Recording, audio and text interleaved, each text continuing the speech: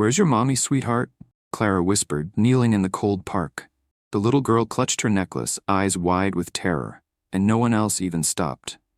In that one fragile moment, Clara Evans, a woman with no riches, no power, and no title, made a choice to stay, to protect, to be the only soul who refused to walk away. What Clara didn't know was that the child she shielded wasn't just anyone. She was a princess, heir to an ancient kingdom. And before the day ended, Clara would be swept onto a private jet, stand before a queen, and be asked to take on a role that would change the fate of a nation. This is the story of how one simple act of kindness can turn a nobody into a legend, and how true greatness is born not from bloodlines, but from the courage to care. Now, before we dive deeper, please subscribe to our channel.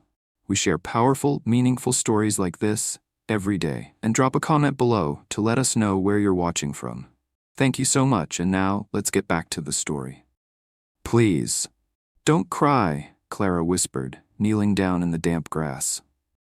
"Are you lost, sweetheart?"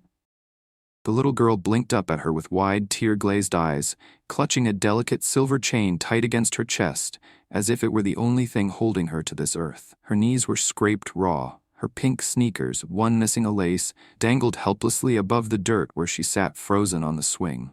Clara Evans stayed perfectly still. No sudden movements, no loud questions, just an open hand resting palm up in the chilly spring air between them.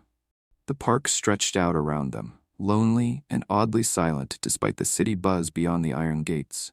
In the distance, dog walkers, joggers, and strolling parents with coffee cups in hand passed by, not even sparing a glance at the little girl sitting all alone. "My name's Clara," she said softly, "and you don't have to be scared. I'm not going anywhere. I promise." The child trembled, a hiccuping breath escaping her. Her dark curls clung to her cheeks, and her blue jacket was far too thin for the cool afternoon. Clara shrugged off her own faded brown coat without hesitation, wrapping it gently around the girl's small shoulders. "There we go. Nice and warm." The little girl didn't answer, but she didn't pull away either. It was a start. Clara sat down cross-legged in the mulch at the base of the swing, ignoring the dampness seeping into her jeans. Time slowed, stretched into a fragile thread. She knew better than to rush. Minutes passed, or maybe it was an hour. Clara kept her voice low and her manner calm, telling little stories about silly squirrels she once fed peanuts to, about a rainbow she chased across a meadow as a child, about how sometimes the bravest thing you can do is just stay still. The girl watched her through tear-swollen eyes, still clinging to the necklace. It was a curious thing, an ornate pendant, a crest carved into pale jade, unlike anything Clara had ever seen. Definitely not a trinket from a toy store. "Is your mommy coming back?" Clara finally ventured. "Or maybe your daddy?" The girl's lip quivered. She shook her head, then nodded, then curled deeper into Clara's coat, silent again. Clara's heart clenched. She scanned the park. Not a single frantic parent shouting a name. No one searching. Where was her family? Just then, a sharp voice rang out. "Hey, what's going on over there?" Clara turned to see a woman with a stroller and an aggressive scowl approaching. Behind her, two more bystanders, middle-aged men with baseball caps and skeptical faces, ambled closer. "That's not your kid, is it?" the woman snapped, one hand tightening on her stroller's handle. Clara rose slowly, keeping herself positioned protectively in front of the girl.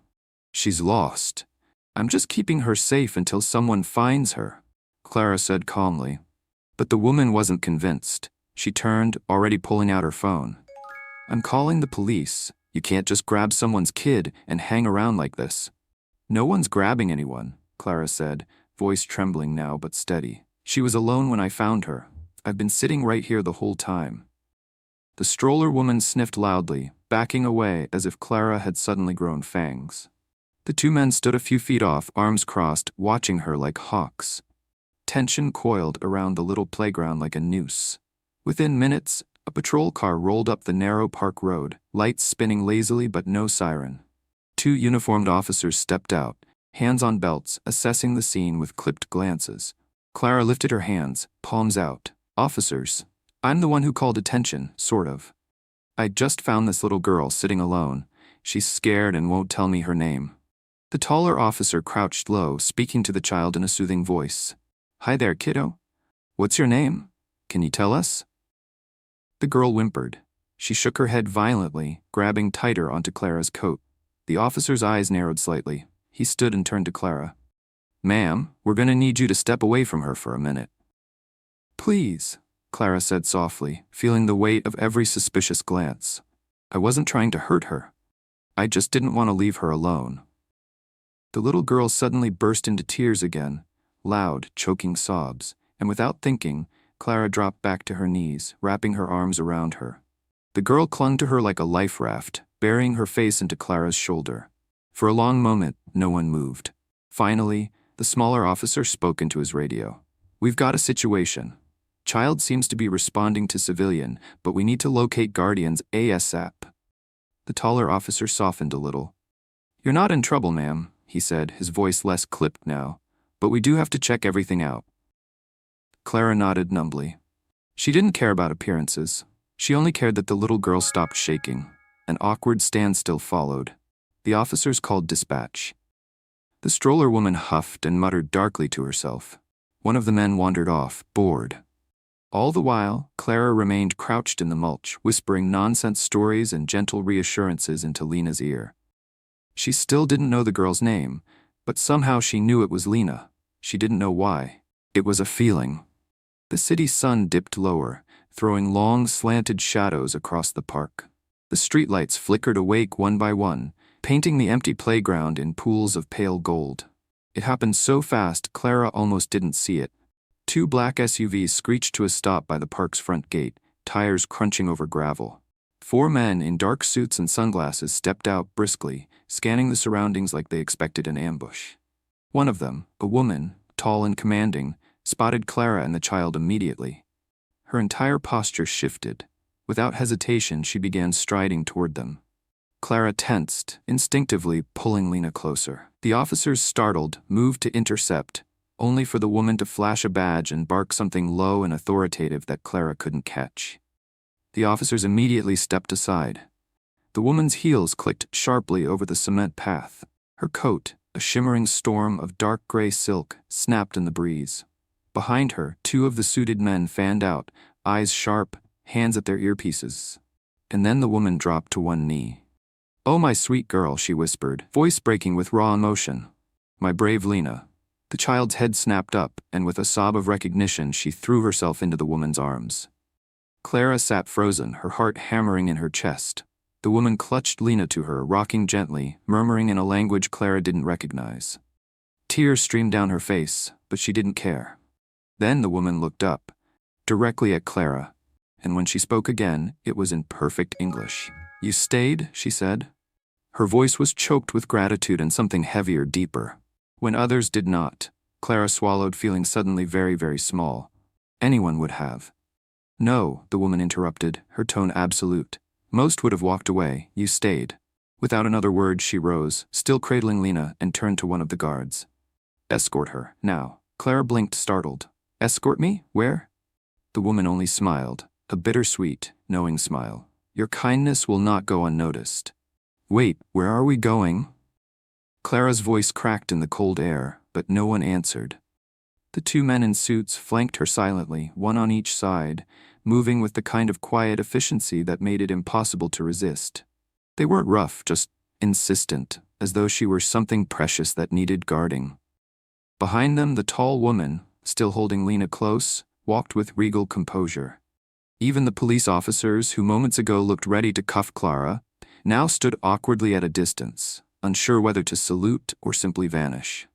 Clara stumbled over a crack in the sidewalk, her old sneakers slipping slightly on the damp concrete. One of the men reached out instinctively to steady her, then withdrew his hand the moment she regained balance, offering a quick, professional nod instead. Everything felt surreal. The worn swings creaked in the breeze behind her. An old man feeding pigeons stared after them with his mouth hanging open. "I'm sorry," Clara tried again, her voice small against the noise of the city. "I think there's been a mistake. I'm no one important." The taller man spoke for the first time. "You are to us, ma'am?" At the curb, the black SUVs waited, their engines purring like giant cats. The driver held the back door open, bowing slightly, not to the woman, but to Clara. She froze. "I really can't. I have a job interview tomorrow. I can't miss it. The woman still holding Lena paused at the open car door and turned to her fully for the first time. There was no crown on her head, no gold embroidery or velvet robe, just a simple, severe grace that made even the chaotic city backdrop seem to blur around her. Her voice was soft but commanding. There are moments, Miss Evans, when the course of our lives is rewritten not by grand ambitions, but by quiet acts of courage. She gestured toward the open door. Come with us. For the briefest heartbeat, Clara hesitated. She thought of her tiny, drafty apartment, the second-hand suit she'd ironed twice for the job interview, the empty fridge, the stack of unopened medical bills still sitting in the cracked kitchen drawer. And she thought of Lena, the way she had clung to her with a desperation that said more than words ever could. Clara drew a trembling breath. Okay. She slid into the back seat. The door clicked shut, sealing her fate. The ride through the city was a blur of neon reflections and distant sirens. Inside the SUV, Clara sat stiffly between the two suited men, her hands twisting nervously in her lap. Lena curled up peacefully against the woman's side, finally asleep, her thumb tucked into her mouth. Clara sneaked a glance at her coat, the one she'd wrapped around Lena earlier. The hem was stained and frayed. It looked pitiful next to the immaculate stitching of the woman's designer trench. Clara resisted the urge to tug it off Lena's shoulders. It didn't matter. Lena looked warm, safe. The woman caught Clara's gaze and smiled. Not a smile of pity, but something deeper. Respect, maybe, or gratitude. You're wondering who I am, she said quietly, as if reading Clara's mind. Clara nodded mutely. The woman reached into her coat and withdrew a slim leather wallet. From it she pulled an official-looking card edged in gold. Clara leaned forward slightly to read it, then recoiled in disbelief. Her Majesty Queen Ayla of Astara. A royal seal gleamed beneath the words. Clara's mouth went dry. Ah, a queen, a real queen, she stammered. But why? Why here? Queen Ayla's gaze drifted toward the sleeping child. We were traveling incognito, visiting certain charities we fund here in the States. Her mouth twisted with a brief grimace. Security was tight, but somehow in the chaos, my daughter slipped away from our hotel. Her eyes closed for a moment, pain flickering across her regal features. You found her before the world did, she said simply. Clara's hands shook slightly. I didn't do anything special. I just stayed. You did everything, Queen Ayla said firmly. You stayed when others walked by. You comforted her when others only judged. You shielded her with your body when no one else would. She looked out the window, voice softening. There is no nobler act than kindness when no one is watching. The SUV slowed, then turned down a narrow access road bordered by tall iron gates. Beyond them, the silvered tarmac of a private airfield stretched into the twilight, shimmering beneath floodlights. Clara gaped. In the distance, a gleaming private jet stood waiting, sleek and regal, the Queen's crest emblazoned subtly on its side. The driver pulled up alongside a small security checkpoint. Uniformed guards saluted sharply as they passed. Clara's pulse roared in her ears. Wait, she whispered. Where are we going? Queen Ayla's smile was gentle but unyielding. Home. The car stopped. Another suited attendant opened the door with a quiet murmur in a language Clara couldn't place. Queen Ayla stepped out gracefully, still cradling Lena in her arms. She turned, offering a hand to Clara. For a moment, Clara simply stared at it. The slender fingers, the perfect nails, the undeniable power woven into every inch of her posture. She thought again of her tiny apartment. Her patched shoes, her life built on scraping by, on never asking for more. Then she reached out and took the Queen's hand. It was warm, steady, real. Clara stepped out onto the tarmac. The night air smelled like jet fuel and distant rain. The jet's polished stairs gleamed under the runway lights, a path of silver rising into the unknown. A path meant, somehow, for her. As they walked toward the plane, Clara noticed the whispers. Airport staff nodding. Guards moving with reverent haste, pilots saluting, and every single one of them throwing curious glances, not at the Queen, at her. Clara tightened her grip on the coat around her. She suddenly felt the full weight of her thrift store clothes, her scuffed shoes, her life lived quietly and unseen. The Queen seemed to sense her discomfort. You have nothing to be ashamed of, she said, voice low and steady. In fact, you have everything to be proud of. At the bottom of the staircase, the Queen paused, turning to Clara one last time before they boarded. "You didn't just save my daughter, Miss Evans," she said. "You reminded me that goodness still exists in this world." Clara swallowed the lump in her throat. She had no words, only a fragile, stunned nod.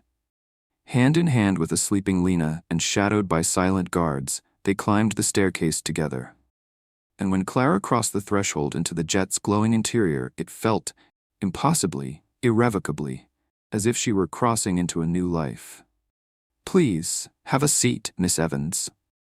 The flight attendant, if you could call her that, spoke with the trained grace of someone used to serving kings, not economy passengers. She gestured toward a cream-colored leather seat that looked more like a throne than a chair. Clara hovered awkwardly near the entrance of the jet, unsure if she should remove her worn sneakers or bow, or both. The interior of the aircraft took her breath away. It wasn't just luxurious, it was surreal. Walls paneled in pale wood and brushed gold.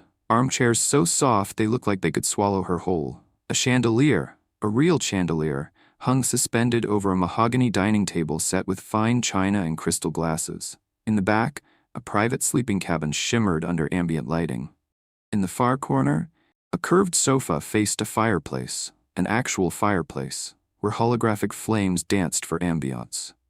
It was the kind of place Clara had only ever seen in movies, and now she stood here, clutching her fraying coat, as if she might somehow stain the air just by breathing. Queen Ayla settled Lena onto the curved sofa with a tenderness that made Clara's chest ache. A staff member, a physician judging by the medical bag, approached discreetly to check the child over, but Lena protested with a sharp, tearful noise. The Queen raised a hand. "No, let her rest." The physician bowed and backed away without argument. Clara finally lowered herself into the seat offered to her, hands clasped tightly between her knees. She stared at her reflection in the polished floor. A woman completely out of place. A woman in yesterday's jeans and shoes she'd found at a second-hand store clearance bin. "I don't belong here," Clara thought. Any minute now, they'll realize they made a mistake. Queen Ayla crossed the cabin with unhurried steps and took the seat opposite her. For a long moment, she said nothing. She simply observed Clara the way an artist studies a portrait they're about to bring to life. Clara squirmed under the weight of it. "Forgive me," Ayla said at last, her voice soft but edged with something sharper. "I wanted to see you without the distractions of the crowd, without titles, without assumptions." Clara blinked, confused. "You must wonder why you're here," Ayla continued. "I mean, yes," Clara said, her throat dry. I only stayed with your daughter, that's all." Ayla's smile was faint, almost sorrowful. "And yet it seems that simple goodness is the rarest thing of all."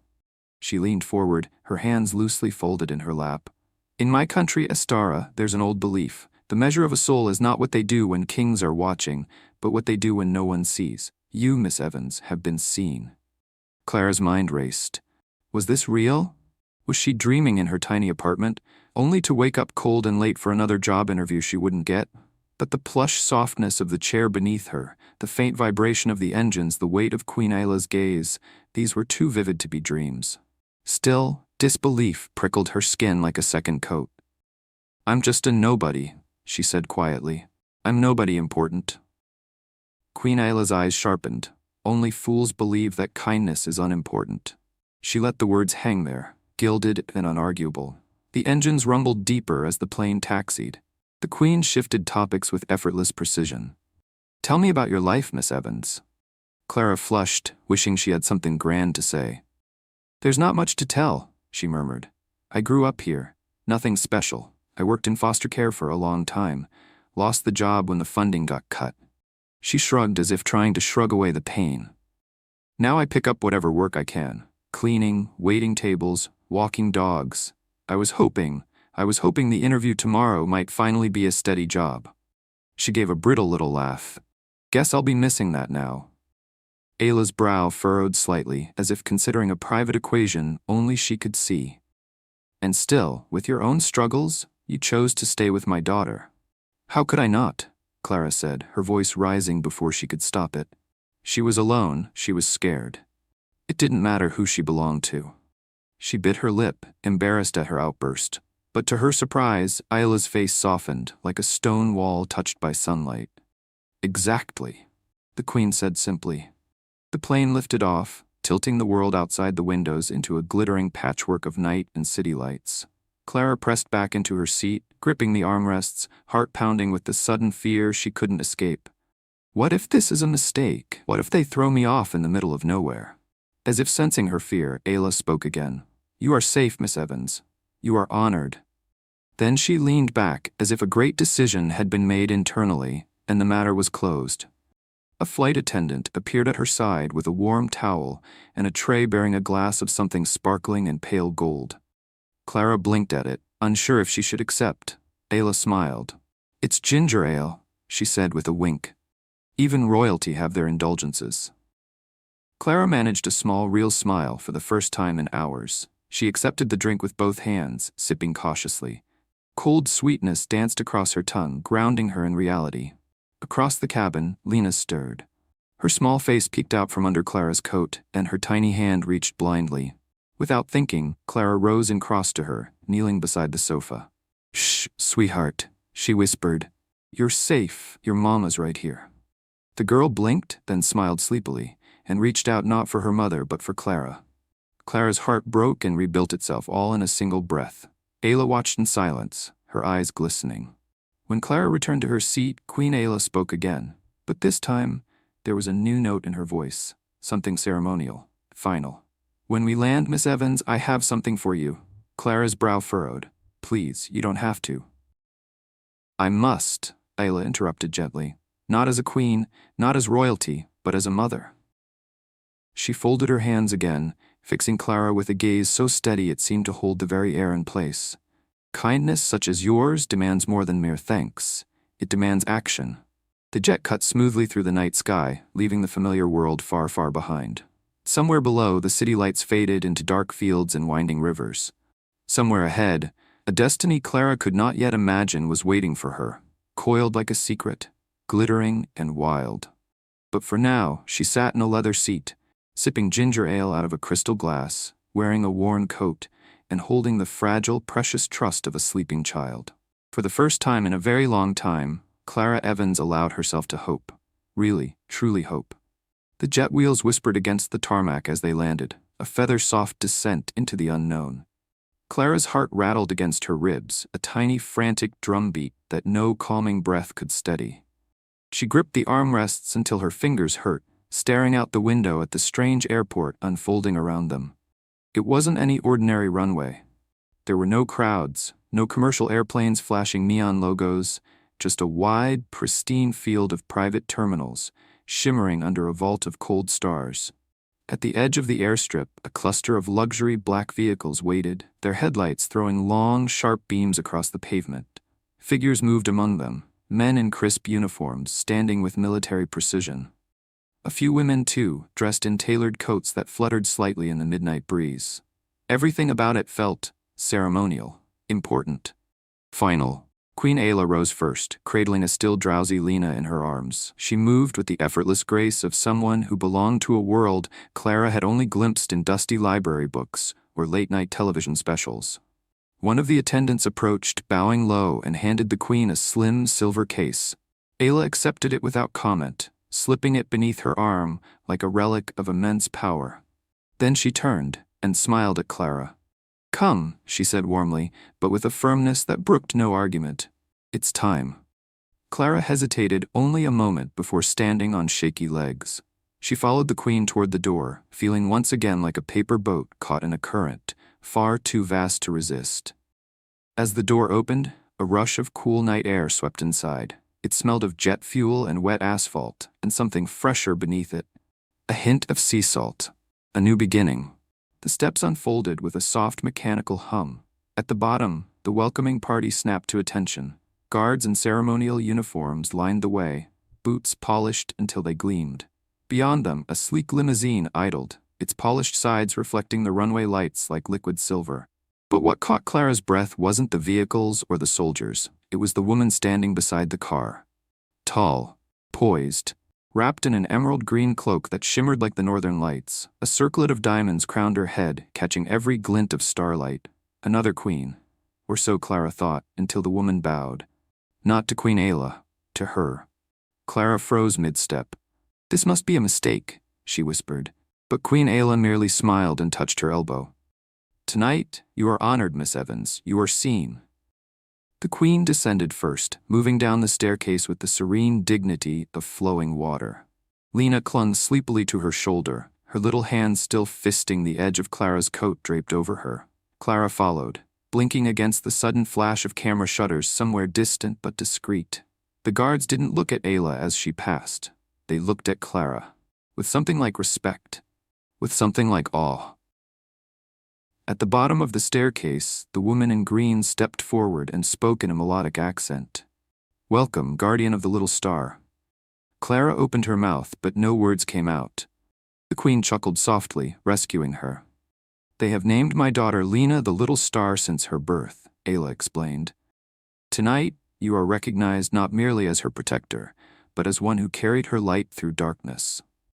The woman in green extended a velvet box, bowing low as she presented it. Clara hesitated. Her hands, work-worn, calloused from years of cleaning offices and waiting tables, shook slightly as she reached for it. Inside the box, resting on a bed of black satin, was a medallion unlike anything she had ever seen.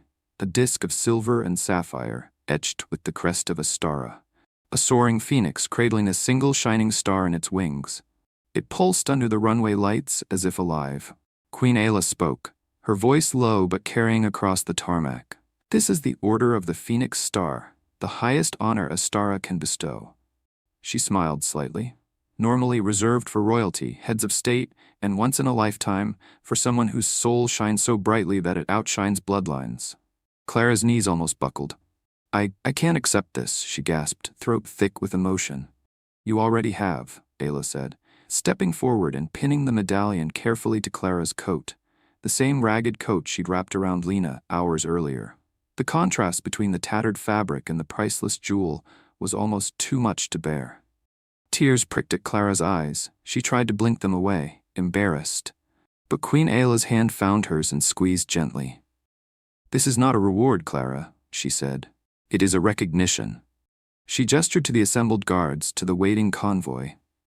"From this moment forward, wherever Astara's flag flies, you will be known, respected, protected." Clara stared at her, stunned. Protected, as if she were someone. The woman in green stepped back, giving a nod to the Queen. Staff bustled quietly, preparing the motorcade. Queen Ayla turned back to Clara. "Come. There is still much to discuss." She led Clara toward the limousine, the two of them walking side by side under the ocean of stars. Lena stirred against her mother's shoulder, lifting her sleepy head to gaze back at Clara with a soft, dreamlike smile. And in that moment, more than all the medals, more than all the ceremony, Clara Evans understood something deep and irrevocable. She had made a difference, and the world had seen it. The limousine door opened with a whisper of hydraulics. Clara slid inside, the scent of leather and roses wrapping around her like a dream. As the convoy pulled away from the runway, Queen Ayla reached into the silver case she'd carried from the plane. She withdrew a slim, cream-colored envelope and handed it to Clara. "This," Ayla said, "is the beginning of your true destiny." Clara opened it with shaking fingers. Inside was a simple letter, a formal offer. Appointment, Senior Advisor to the Royal Foundation for Children's Welfare and Protection. Location, Astara. Salary, beyond anything Clara had dared to dream. For a moment, the world tilted. "Me?" she whispered. "You want me to work for you?" Ayla smiled, that same deep, serene smile. "Not for me," she corrected gently. "With me. To protect the little stars who have no one else to shield their light." Clara pressed the letter to her chest, her breath coming in broken bursts of disbelief and wonder. She wasn't dreaming. She wasn't hallucinating. She wasn't nothing. She was seen. She was needed. And tonight, under 1,000 trembling stars, Clara Evans stepped into a life larger, brighter, and more breathtaking than she had ever dared to imagine. The sun over Astara rose like a slow exhale, bathing the coastline in a wash of gold and fire. Clara Evans stood by the towering windows of the royal estate's guest wing, staring out at a world so beautiful it barely felt real. Rolling green hills dipped into valleys brimming with lavender fields. In the distance, the blue velvet of the ocean kissed the cliffs below, a palace carved right into the stone. A servant, a woman dressed simply but elegantly, bustled into the room with a soft knock. She carried a tea tray set with fruit and bread, bowing slightly before setting it down. Clara stammered a thank you, still clumsy in this strange, glittering world. She turned back to the window. Down below, preparations were underway. Tents being raised, banners unfurled, bearing the phoenix and star of Astara. Today was something important, something public, and somehow, impossibly, Clara Evans, the simple woman from a crumbling neighborhood back home, was at the center of it. She heard the soft click of a door opening behind her. Turning, she saw Queen Isla enter, dressed not in royal finery, but a simple cream blouse and trousers, her dark hair loose around her shoulders. Still, she carried herself with the unmistakable gravity of someone used to having the world's attention and carrying the world's burdens. In her arms, Lena perched happily, chattering softly in a language Clara couldn't understand but felt no less moved by. Ayla smiled warmly. "Good morning, Miss Evans." Clara dipped an awkward curtsy, nearly tripping over the hem of her borrowed gown. Ayla chuckled, a rich, genuine sound that filled the grand chamber with warmth. "You'll never have to bow to me, Clara. Not in Astara. Not ever." She set Lena down, letting the little girl toddle over to Clara. Without hesitation, Lena wrapped her small arms around Clara's legs and looked up at her with pure adoration. Clara's throat tightened painfully. She crouched and scooped Lena into her arms, laughing through the sudden prickling behind her eyes. "Good morning, my brave little star," she whispered. Ayla watched them for a long moment, a thoughtful shadow crossing her face. Then she spoke, voice quieter, heavier. "There's something you need to know before today's ceremony." Clara's heart skipped. "All right." The queen moved to the low sofa, gesturing for Clara to sit beside her. When they were seated, Ayla took a deep breath. "The people of Astara love Lena. She is a symbol to them, a hope reborn after generations of hardship. But there are those who would rather see old shadows return." She looked down at her clasped hands. "You protected Lena once, without even knowing who she was. But the danger to her and to what she represents is not gone." Clara's mouth went dry. "Are you saying she's still in danger?" Ayla lifted her gaze, and Clara saw it, the silent steel beneath her sorrow. There are factions, both within and beyond Astara, who would exploit her, kidnap her, silence her light before it can rise. The queen's voice dropped to a whisper.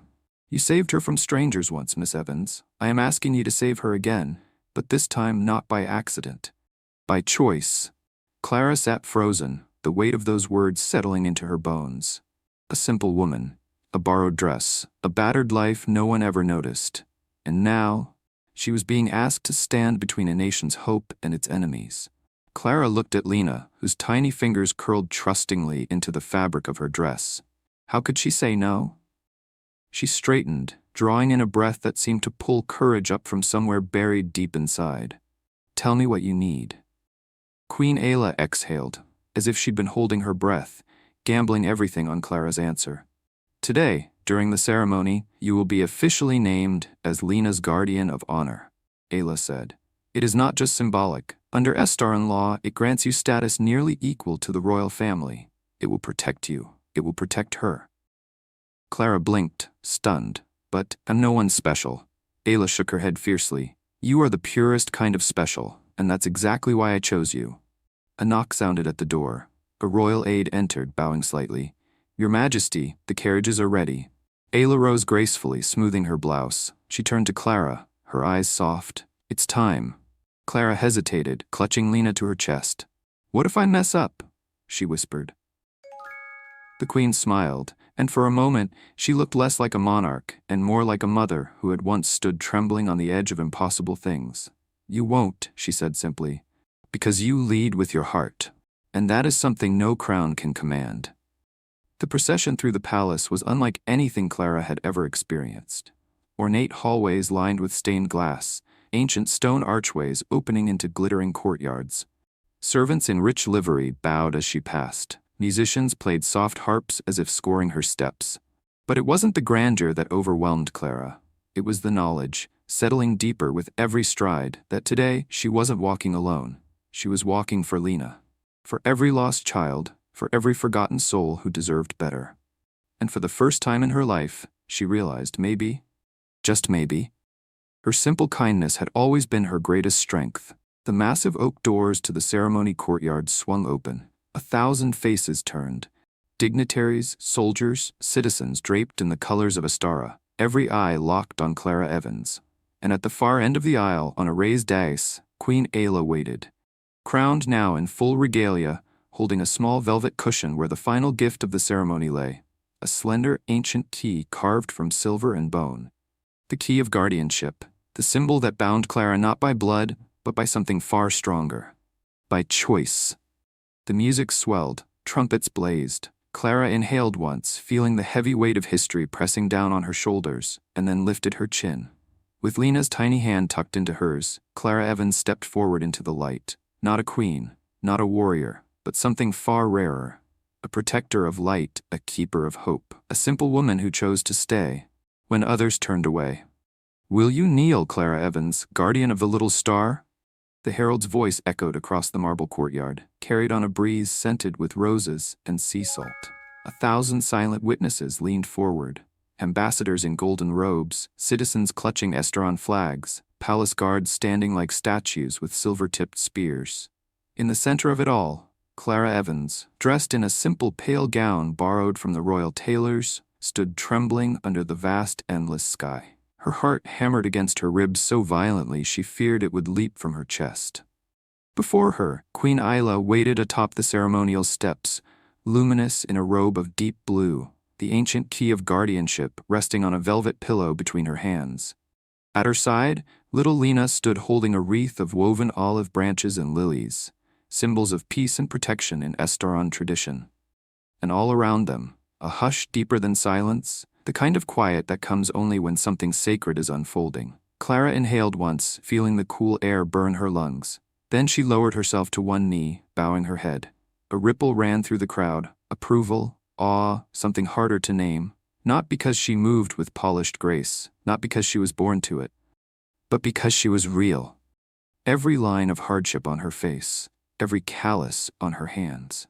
Every ordinary moment that had shaped her into someone extraordinary without even knowing it. Queen Ayla descended the steps, each footfall measured and sure. She paused in front of Clara, so close now, Clara could smell the faint scent of jasmine on her skin. In a voice so soft it barely reached beyond the dais, Ayla spoke. "In the sight of the stars, in the sight of all free souls, do you swear, Clara Evans, to protect Lena of Astara, to shield her light, guard her dreams, and defend her hope against all who would snuff it out?" Clara lifted her gaze, and for the first time she didn't feel small. She felt ready. "I swear it," she said, her voice steady. The queen smiled. "Then rise, guardian of the little star." The crowd erupted into cheers, the sound rolling across the courtyard like thunder. Clara stood, feeling Lena press the flower wreath onto her head with small, clumsy hands. A laugh escaped her lips, light and unburdened, and the sound made several courtiers wipe discreet tears from their eyes. Ayla took the ancient key and pressed it into Clara's palm. It was heavier than it looked. Warm, alive, a symbol of trust deeper than bloodlines. A promise. As the applause swelled around them, Clara felt the shift, not just in the people watching, but in herself. She was no longer simply a bystander, no longer invisible, no longer drifting. She was part of something vast and fiercely alive, a tapestry of hope stitched together by the simplest, most powerful thread there is: kindness. The ceremony wound down in a blur of color and light. Formal photographs were taken, Clara standing awkwardly beside the queen, Lena perched proudly on her hip. Officials bowed, speeches were made. But through it all, Clara's mind spun with the enormity of what had just happened. She barely noticed when the queen leaned in and whispered, "There's one more surprise waiting for you." Clara blinked, startled. "More?" Ayla's smile was mischievous. "Patience, Miss Evans." Escorted by guards, Clara was led away from the main courtyard toward a smaller, more secluded part of the palace gardens. The sun dipped lower, casting the marble pathways in molten gold. Ivy curled around ancient archways. Somewhere nearby, a fountain murmured, its waters catching the dying light. Waiting beside the fountain was a small entourage of palace staff, and a young man in an impeccably tailored suit holding a thin leather folder. He bowed low as Clara approached. "Miss Evans," he said, offering the folder with both hands. On behalf of Her Majesty, I am honored to present you with the deeds and documents for your new residence. Clara stared at him, utterly confused. What? He opened the folder carefully. Inside, on thick parchment stamped with royal seals, was the deed to a charming stone cottage nestled on the royal grounds, an official residence granted to the guardian of the little star. Her name, her title, signed by the Queen herself. Clara's knees wobbled. This must be a mistake, she whispered. The young man smiled gently. It's no mistake, Miss Evans. It is a home, yours, and it comes with a salary, staff, and resources. All the tools you will need to serve the princess and the Foundation. Tears blurred her vision. For years, she had lived paycheck to paycheck, eviction notice to eviction notice, clinging to survival by the thinnest thread. And now, a home, security, purpose. All because she had stayed, because she had cared when it would have been easier to walk away. Queen Ayla approached from behind, her voice rich with warmth. You gave my daughter your heart when you had nothing else to give, Clara Evans. She placed a hand lightly on Clara's shoulder. Let us give something back to you now. Clara turned, her face crumpling with emotion. Thank you, she managed, voice cracking. I don't know how to be enough for this. Ayla's smile was radiant. You already are. She knelt, bringing herself eye level with Clara. You changed Lena's world. Now together, we will change the world for countless others. As twilight descended over the palace, Clara stood among the roses and the marble, the ancient stones and whispering fountains. She pressed the deed to her chest, feeling the heartbeat of a life she never dared dream pounding against her palms. Not a queen, not a noble, not a warrior. Just a simple woman, who had dared to care when no one else would. And now, because of that simple, defiant act of kindness, the world itself had shifted. And it was only the beginning. The next morning dawned not with the stillness Clara had expected, but with the tension of something unseen gathering on the horizon. She awoke to the soft knock of a staff member at her new cottage door, a cozy stone house draped in ivy, nestled within the palace gardens, and the quiet urgency in the woman's voice was unmistakable. Miss Evans, the Queen requests your presence at the airfield immediately. Clara sat up, heart lurching. The airfield? Now? The woman only nodded, offering her a neatly pressed set of travel clothes, soft, durable, yet elegant enough for someone stepping into a public role. Still half in a dream, Clara dressed and followed her through the misty palace grounds, past fountains and archways still dripping with morning dew. A sleek black car awaited, its doors opening with a hiss of compressed air. As they sped through the private roads toward the royal airstrip, Clara stared out the window, pulse thrumming. Something was happening. Something big. The private airfield shimmered ahead, an expanse of silvered tarmac bathed in early morning light, and waiting for them, like a dragon poised for flight, was the jet. The same one that had carried her into this new life only days ago. Only now, the sense of quiet ceremony was gone. The engines rumbled low, the air crackled with urgency. Security agents flanked the boarding stairs. A small convoy of armored SUVs idled nearby, their drivers tense and watchful. At the foot of the stairs stood Queen Ayla, dressed in a sharply tailored navy traveling suit, a satchel slung over one shoulder. Lena perched at her side, wide-eyed but calm. Ayla beckoned Clara forward with a nod. There's no time to explain everything here, she said briskly as Clara approached. We have a situation that requires your presence, and your new authority. Clara's mouth went dry. Me? Authority?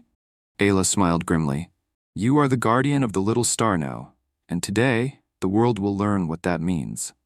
They boarded swiftly. Inside, the plane buzzed with quiet, focused energy. Staff moved like clockwork, securing compartments, murmuring updates in clipped Estaron.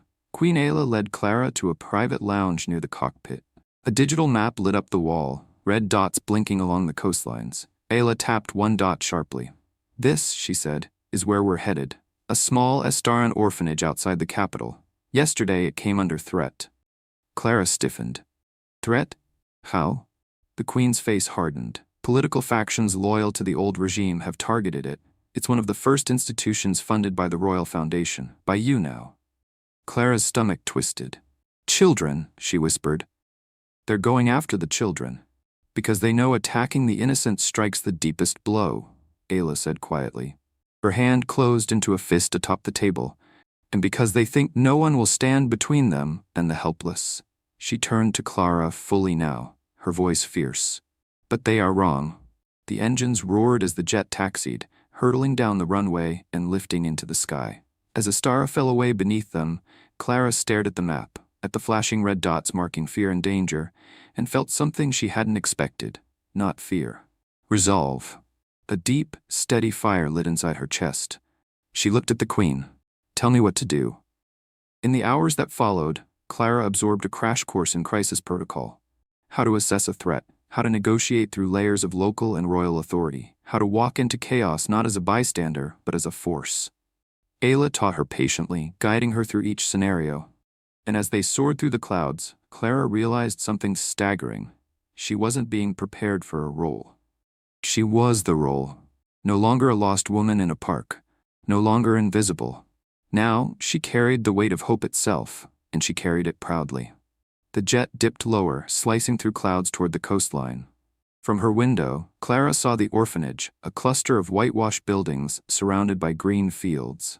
Tiny figures, children, stood outside, corralled by desperate staff members, and beyond the gates a growing crowd, angry, shouting, holding signs she couldn't read but whose hatred she could feel through the glass. Queen Ayla turned to her. When we land, you'll take point. Security will back you. Authority has been granted under emergency powers. Clara swallowed hard. But I'm not trained. Ayla's gaze softened. You are trained, Clara. Not in politics, not in violence, but in the only thing that matters. She reached out, touching Clara's chest, right over her heart. You were trained in this, in courage, in kindness, and in standing up when others stand down.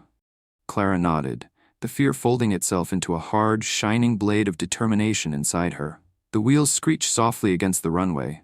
The cabin doors opened, and Clara Evans stepped into a world waiting to see if she would rise. The guards closed in protectively around her. A palace official handed her a slim leather folder. Inside, emergency credentials, a formal letter bearing the royal seal. Her new title, in bold, unmistakable letters, Guardian of the Little Star, Royal Envoy of Astara. As she approached the orphanage gates, the angry crowd roared louder. But Clara didn't flinch. She stepped forward, holding the folder high, her voice clear and unwavering.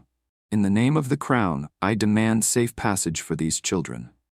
A stunned silence fell. Cameras flashed, and in that moment, in her simple shoes, her simple soul shining brighter than any crown, Clara Evans became something far bigger than anyone could have dreamed. A shield, a sword, a beacon, a guardian. In the name of the crown, I demand safe passage for these children. Clara's voice sliced through the furious roar of the crowd like a bell in a storm. For a moment, just a breath, the mob wavered, placards trembling in angry hands. Sneers faltering into uncertainty. The weight of the royal seal gleaming on the folder she held aloft, forcing even the most defiant to pause. At Clara's back, palace guards stood at rigid attention, forming a living wall between her and the orphanage gate. Beyond them, she could see the terrified faces of the children, clustered close together under the watchful, trembling arms of the nuns and caretakers. They were so small, so vulnerable. And Clara realized with a shudder of clarity that this exact moment was what everything had been leading to. Not the ceremony, not the medals, not the palace. This stand.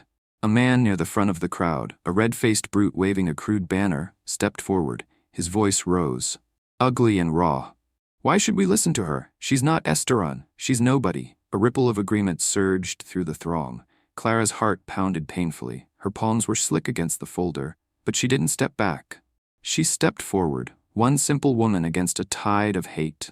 I am Clara Evans, she said, pitching her voice across the courtyard.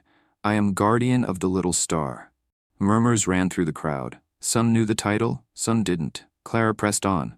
I stand here today not because I was born into privilege, not because I carry a noble name, but because I chose, when no one was watching, to protect a child.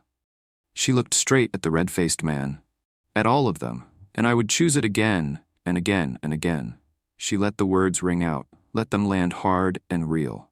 Because it is not bloodlines that make us worthy. It is not crowns. It is not wealth. It is compassion. It is courage. It is the willingness to stand between innocence and cruelty, even when it is dangerous. even when it is lonely, even when the world says you are too small to matter. The crowd shifted uneasily. Some looked away, some lowered their signs. The red-faced man sneered. "You're just one woman." Clara smiled, not a weak smile, but a fierce, shining thing. "One woman is enough." She turned, lifting the emergency credentials high, her voice gaining force with every word. "By the authority vested in me by the crown of Astara, I declare this orphanage under royal protection. Anyone who lays a hand on these grounds, these children, or these workers, does so at their peril."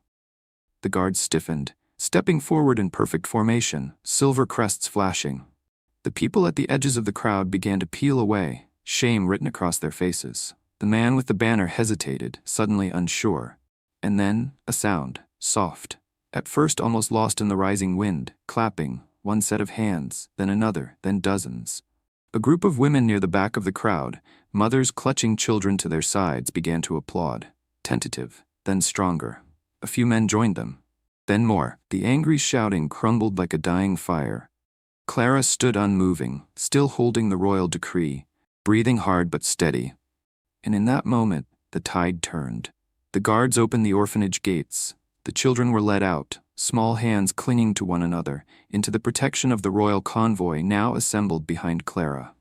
Not one protester raised a hand to stop them. The mob had melted into scattered clusters of people, many of them lowering their heads in silence. Some even stepped aside, bowing awkwardly to Clara as the children passed, not because they recognized her face, but because they recognized something far older than royal bloodlines. They recognized honor. Queen Ayla, who had been watching from a distance, approached quietly as Clara helped lift a tiny boy into the waiting SUV. The queen's eyes were misted with pride. "You did what soldiers could not," she said softly. Clara turned, breathless and shaking. "I was terrified," she confessed. Ayla smiled, a true, radiant smile that seemed to light the gray morning. "Courage isn't the absence of fear," she said. "It's standing firm despite it." She placed a hand over Clara's.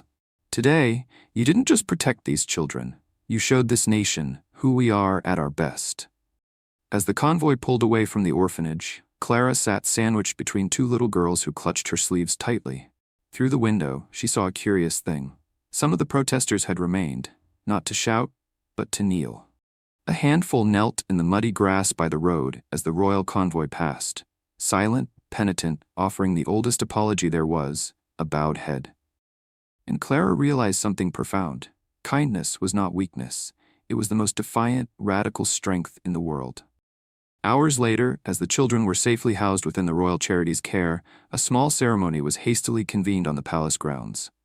Queen Ayla stood beside Clara once more, holding a new document, one that stunned even the assembled courtiers into gasps, a royal edict, signed, sealed, and proclaimed before all, naming Clara Evans not only guardian of the little star, but royal emissary of compassion, charged not just with Lena's protection, but with overseeing a nationwide movement to rebuild the systems that protected all of Astara's forgotten children. Clara bowed her head, tears slipping free. She hadn't sought greatness, she hadn't craved power. She had simply cared.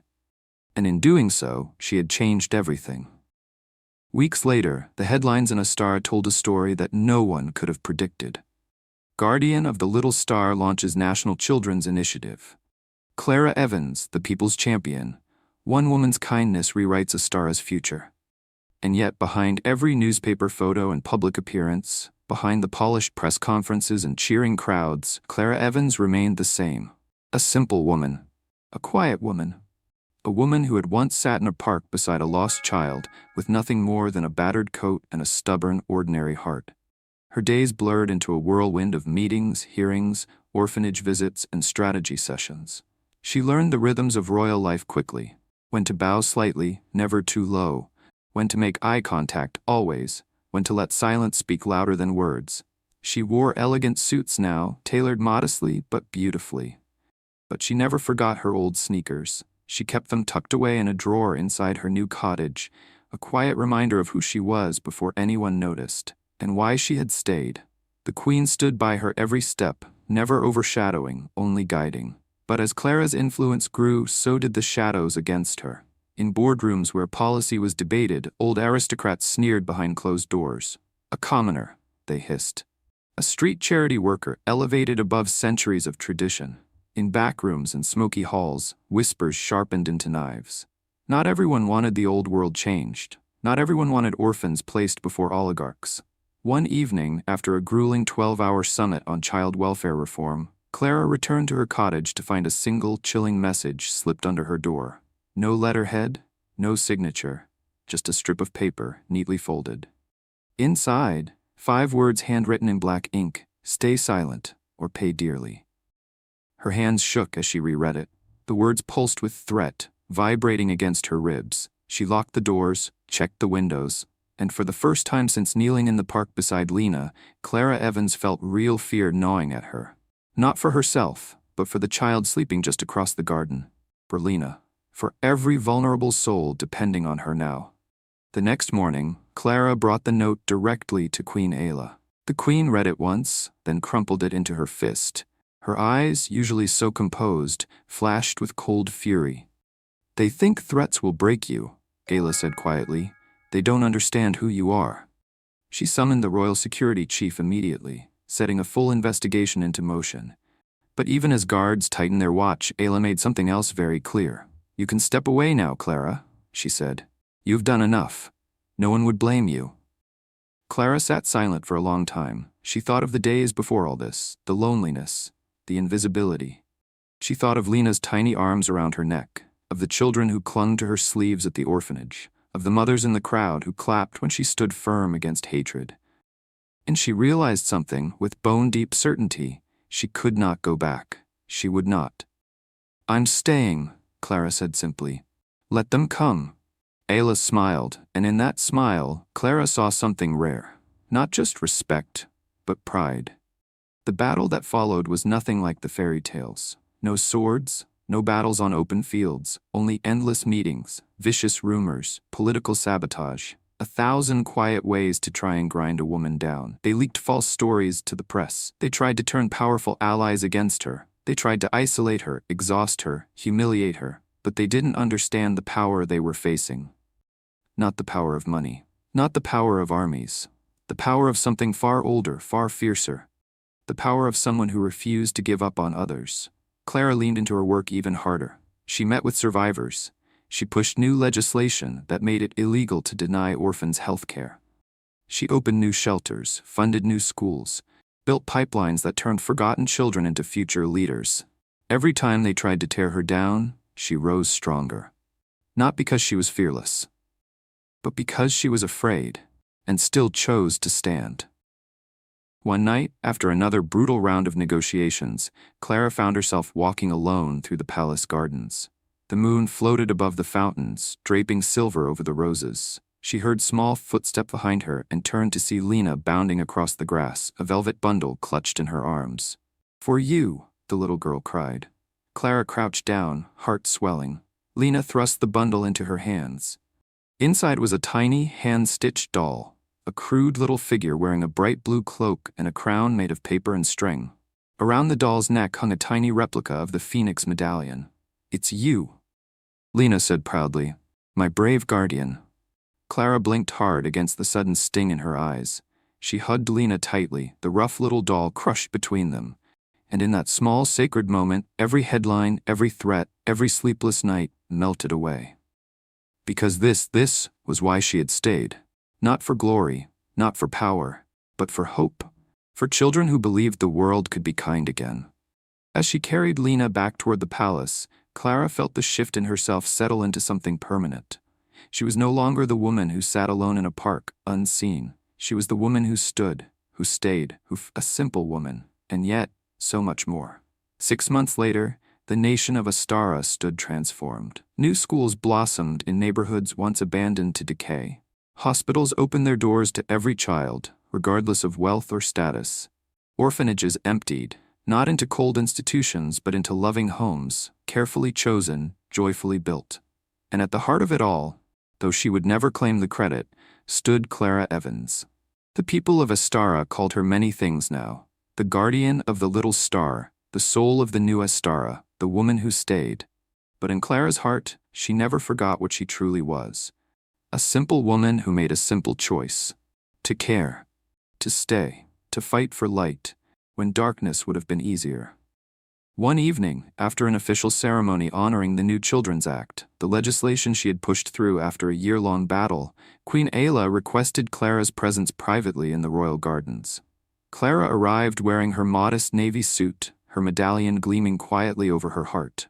The gardens shimmered under a canopy of stars. Lanterns floated on the reflecting pools, casting soft light across marble paths and wild rose hedges. Queen Ayla stood alone by the great fountain, the silver phoenix statue gleaming behind her. She smiled as Clara approached. "You have changed, Astara," Ayla said simply. Clara shook her head, a soft smile playing at her lips. "We did it together." Ayla chuckled. "Perhaps, but it was your fire that lit the way." She paused, her expression turning solemn. "Tonight, there is one final recognition, one last step." From the folds of her robe, Ayla drew a slim black box. Clara's breath caught. Carefully, the queen opened it to reveal a slender ring, platinum and deep blue enamel, set with a single, perfect diamond in the center of a phoenix's outstretched wings. It was breathtaking in its simplicity and power. "This," Ayla said, "is the ring of the first light." Clara stared, stunned. She had heard whispers, legends.